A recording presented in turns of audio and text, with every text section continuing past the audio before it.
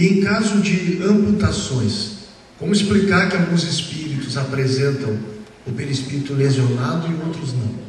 Eu, para falar a verdade, eu não conheço nenhum caso de espírito esclarecido que tenha seu perispírito lesionado. O que nós vemos são espíritos que se apresentam em condições muito precárias, sofrendo muito, guardando as últimas impressões, por exemplo, de um acidente, né, em que perderam um membro qualquer do corpo e, não tendo chegado ao despertamento, ainda sentem como se tivesse tirado de si um braço, uma perna. Na hora que são esclarecidos, automaticamente voltam a sentir-se de corpo inteiro. O perispírito não sofre danos. São todos aparentes, né? Absolutamente eventuais e provisórios. Entendeu? Nós estamos nos encaminhando para as questões finais. A primeira das finais seria, na sua opinião, quanto tempo levará para a ciência oficial admitir a existência do perispírito e por quê? Bom, nós ontem vimos exaustivamente que já existe hoje, né, dentro dos meios espíritos, dentro das pesquisas que se fazem dentro, no seio dos biólogos e físicos, não é? Já nós citamos aqui diversos pesquisadores, alguns nomes americanos importantes, não é? E já estamos só que estão dando outro nome, por enquanto, para o perispírito. Princípio diretor, centro diretor, etc. Também se descobriu os centros vitais, né? São os pontos de força, que tem outras denominações, né? Centros de vida, né? Campos de vida, não é isso? Life fields e assim por diante. São denominações, então estão chegando lá. Agora, há muita pesquisa que está aí que não foi publicada ainda, porque tem trazido coisas muito sérias. Fatalmente, mais cedo ou mais tarde, e esse é uma das contribuições da doutrina espírita, não é? A ciência vai chegar à constatação oficial do perispírito e dos centros vitais, etc. Por quê? Porque isso é a realidade.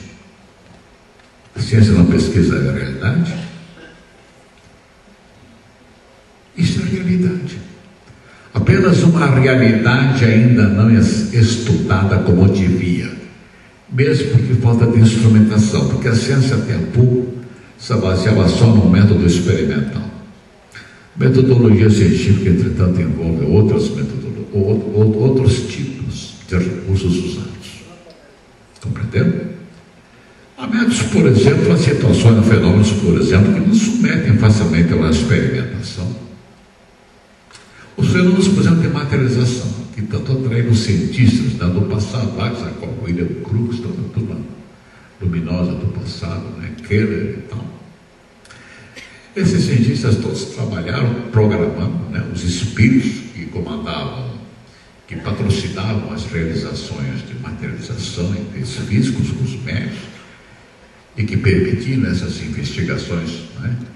Eles permitiram, foram autorizados, porque o fenômeno mediúnico, gente, não é quando a gente quer. É o caso que nós falamos da evocação, não é que o espírito vai evocar, né? Se um animismo bravo aparece qualquer um, diz que fulano de tal. O espírito, o fenômeno de materialização é pior ainda, não é quando a gente quer.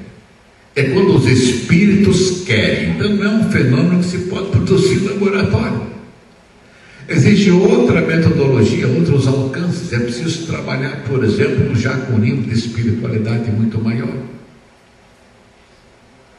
Os centros espíritas não são exatamente locais de experimentações. Os centros espíritas são centros de estudo, basicamente. Depois, praticamente única, mas não um local de experimentação.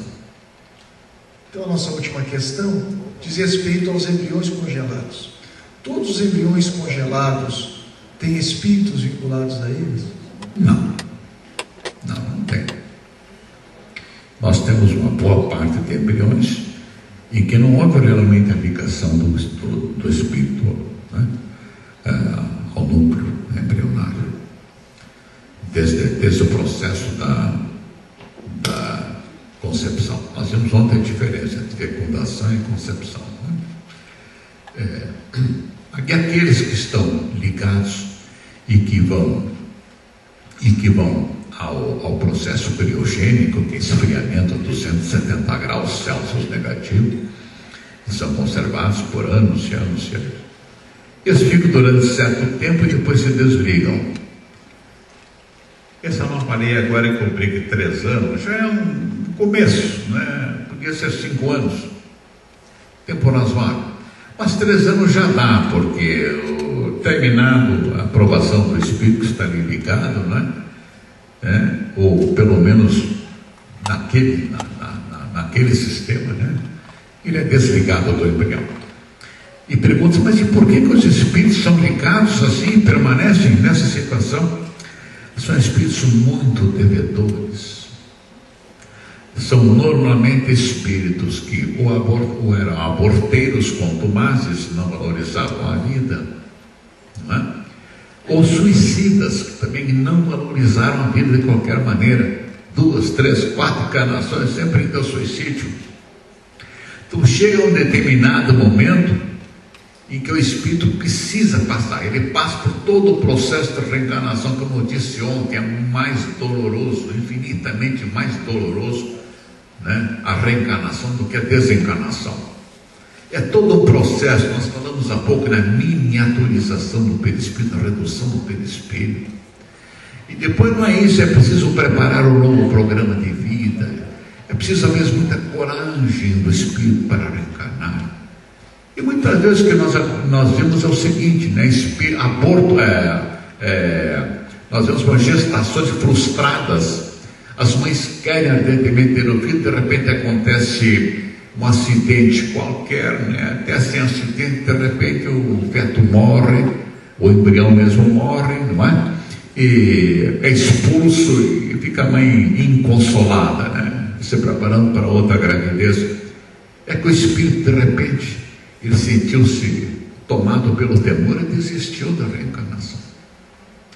Nós vemos isso nós assentamos inclusive na nossa obra. Um dos grandes óbices do processo da reencarnação é o temor que avassala os espíritos na hora de reencarnar. É preciso um longo processo de doutrinação dos mestres para atrair a confiança, para que levar ao fenômeno reencarnatório. Pois bem, é todo um processo muito complicado. Agora imagine você passar por um processo desse, ser ligado ao embrião, e na hora que ele vai desenvolver, de repente é congelado, e ele não se desliga. E ele fica naquele estado de perturbação e tal, aquela coisa. Quando ele é desligado, aí é que ele se dá conta, né? E aquilo pode se repetir várias vezes para ele aprender a valorizar e a respeitar a vida, as oportunidades que lhe são dadas. Depois disso, dificilmente numa encarnação ele vai ao suicídio, porque aí funciona o que nós vimos no subconsciente profundo, e quando um dos momentos, inclusive, de depressão mais acentuada, ele pensa em suicidar, alguma coisa impede, e ele consegue prestar mais atenção à intuição que ele vem do seu mentor espiritual.